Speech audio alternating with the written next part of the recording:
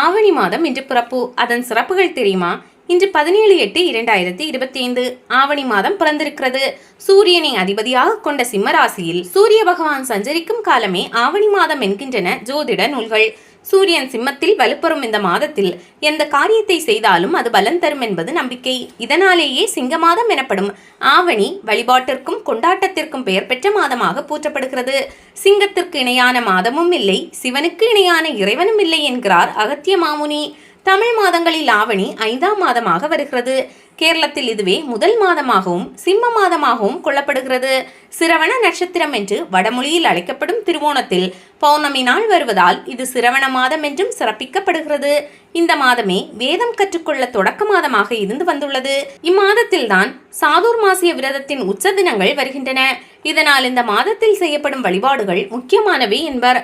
பார்க்கடலை அசுரர்களும் தேவர்களும் இணைந்து கடைய அழுத்தம் தாழாத வாசுகி பாம்பு ஆலகாலம் என்னும் கொடிய நஞ்சை கைக்கி விடுகிறது. இதனால் சகல தேவர்களும் அஞ்சி ஓட தியாக திருவுருவான ஈசன் அந்த விஷத்தை தாம் ஏற்றுக்கொண்டு சகல லோகங்களையும் காக்கிறார். ஈசனுக்கு எந்த ஆபத்தும் வராமல் இருக்க சக்தி தேவி தொண்டையை பற்றி கொண்டு அவரை நீலகண்டன் என்றாக்குகிறார். அவர் உடல் உஷ்ணத்தால் மாறிவிடாது இருக்க தேவர்கள் அவருக்கு கங்கையால் அபிஷேகம் செய்து தலையிலேயே கங்கை மற்றும் சந்திரனை அமர வைத்து குளிர்ச்சியை உருவாக்குகிறார்கள். இது எல்லாம் நடைபெற்றது ஆவணியில் என்கின்றன புராணங்கள். இதனால் ஆவணி என்பது துன்பங்கள் நீங்கும் மாதம் என்றும் இது ஈசனுக்குரிய மாதம் என்றும் சொல்வார். ஆடி போய் ஆவணி வந்தால் நன்மை கூடி வரும் என்பதை போல் ஆவணி மாதம் மிக சிறந்த மாதமாக கருதப்படுகிறது. ஆடியில் சில நிகழ்ச்சிகள் செய்ய மாட்டார்கள்.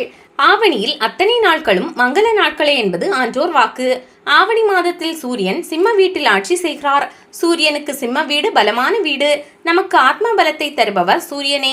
எனவேதான் ஆவணி மாதத்தில் விநாயகர் அவதாரம், கிருஷ்ண அவதாரம், திரு அவதாரங்கள் நடைபெற்றன. மாணிக்க வாசகருக்காக இறைவன் குதிரைகளை கொண்டு வந்து மதுரையம்பதியில் ஒப்படைத்த ஆவணி மூல விழாவும் இந்த மாதத்தில் சிறப்பு. அசுரர்களில் சிறந்தவரான மகாபலி மன்னன் வாமனமூர்த்திக்கு 3 அடி தானம் கொடுத்தது இந்த ஆவணி மாத சிரவண துவாதசி நாளில்தான். சிரவண தீபம் என்று போற்றப்படும் ஆவணி மாத திருவோண நட்சத்திரத்தில் ஏற்றப்படும் இந்த தீபம் வேண்டுதலை நிறைவேற்றக்கூடிய அற்புத வழிபாடு என்பர். இந்த நாளில் திருமலை திருப்பதியில் உற்சவரான மலையப்ப சுவாமி ஊஞ்சல் மண்டபத்தில் திருசேவை சாதிப்பார். அப்போது அங்கே 1008 திரிகளை கொண்ட நெய் விளக்கு ஏற்றப்பட்டு அந்த பகுதியே ஒளி வெள்ளத்தில் மிதக்கும். இது தீப அலங்கார சேவை என்பர். ஆவணி மூலம், ஆவணி ஞாயிறு, ஆவணி அவிட்டம், புத்திரதா ஏகாதசி, காமிகா ஏகாதசி, வரலட்சுமி விரதம் உள்ளிட்ட பல விரத நாட்களும் இந்த மாதத்தில் வருகின்றன. மேலும் ஆவணி மாத செவ்வாய், வெள்ளி மற்றும் சனிக்கிழமைகளும் விரத முக்கியத்துவம் வாய்ந்த நாட்கள் என்கிறார்கள். புதிதாக திருமணமான பெண்கள் மாங்கல்ய பலம் பெற ஆவணி மாத செவ்வாய் மற்றும் வெள்ளிக்கிழமைகளில் மங்கள கௌரி விரதம் அனுஷ்டிப்பார்கள். அதே போல் ஆண்களும் தங்கள் விருப்பங்கள் நிறைவேற ஆவணி சனிக்கிழமைகளில் பெருமாளுக்கான நோன்பை கடைபிடிப்பார்கள். ஆவணி சோமவார விரதமும் முக்கியமானது. ஆவணி மாதம் சிவபெருமானை வழிபடுவதற்கு ஏற்ற மாதம் என்பதால் திங்களும் வியாழனும் சைவர்களுக்கு இன்றியமையாத நாட்களாகும். ஆவணி மாதம் வரும் ஞாயிற்றுக்கிழமை விரதம் இருப்பது மிகவும் சிறப்பு வாய்ந்தது. ஏனெனில் ஞாயிறு என்றாலே சூரியன். அது மட்டுமின்றி ஆவணி மாதத்தில் ஒவ்வொரு ஞாயிறு காலை 6 முதல் 7 மணி வரை சூரிய ஹோரையே இருக்கும். ஆவணியில் பிறக்கும் குழந்தைகளுக்கு ஆன்மீக அறிவை புகட்டினால் அவர்கள் அதில் சிறந்து விளங்குவார். தேக நலனுக்காக சூரிய நமஸ்கார பயிற்சி எடுப்பவர்கள் ஆவணி ஞாயிற்றுக்கிழமைகளில் தொடங்குவது மிகவும் விசேஷம். ஆவணி மாத ஞாயிற்றுக்கிழமை சூரிய வழிபாட்டிற்கு ஏற்ற நாள். அதே போல் அன்றிலிருந்து சூரிய நமஸ்கார வழிபாட்டை தொடருவதும் நல்லது. விழாக்களுக்கும் விரதங்களுக்கும் மட்டும் இல்லாமல் இந்த மாதத்தில் பல ஆன்றோர்களும் அடியார்களும் தோன்றியுள்ளனர். இளையான்குடி மாறநாயனார், குலச்சிறை நாயனார், திரு நீலகண்ட நாயனார், அதிபத்த நாயனார் போன்றோரின் குரு பூஜை வருவதும் இந்த மாதத்தில்தான்.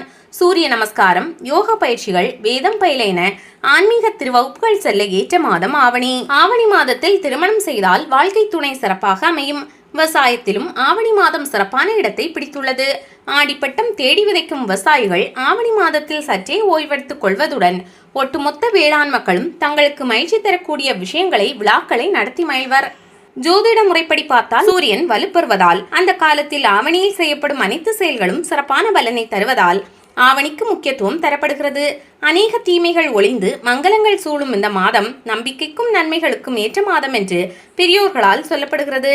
சிறப்பம்சம் நிறைந்த இந்த ஆவணி மாதத்தில் இறைவனை வழிபட்டு இன்பமுற்று வாழ்வோம். சிவபெருமானை வழிபடுவதற்கு மிகவும் உகந்த மாதம் ஆவணி.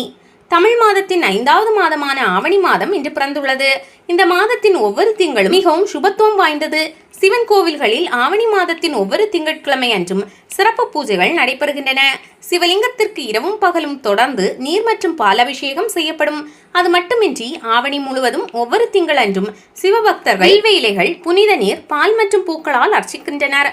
பக்தர்களும் காலை முதல் இரவு வரை விரதமிருந்து இரவு முழுவதும் எரியும் ஒற்றை அகல் விளக்கை ஏற்றுவர். ஆவணி மாதத்தில் வரும் செவ்வாய், வெள்ளி மற்றும் சனிக்கிழமைகளும் மிகவும் முக்கியத்துவம் வாய்ந்தது. சமீபத்தில் திருமணமான பெண்கள் தீய சக்தி மற்றும் துரதிர்ஷ்டம் ஆகியவற்றிலிருந்து பாதுகாக்க ஆவணி மாத செவ்வாய் மற்றும் வெள்ளிக்கிழமைகளில் மங்கள கௌரி விரதம் கடைபிடிக்கிறார்கள்.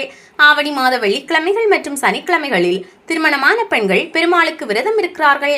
அதே போல ஆண்களும் சனிக்கிழமைகளில் பெருமாளுக்கான சடங்குகளை செய்கிறார்கள்.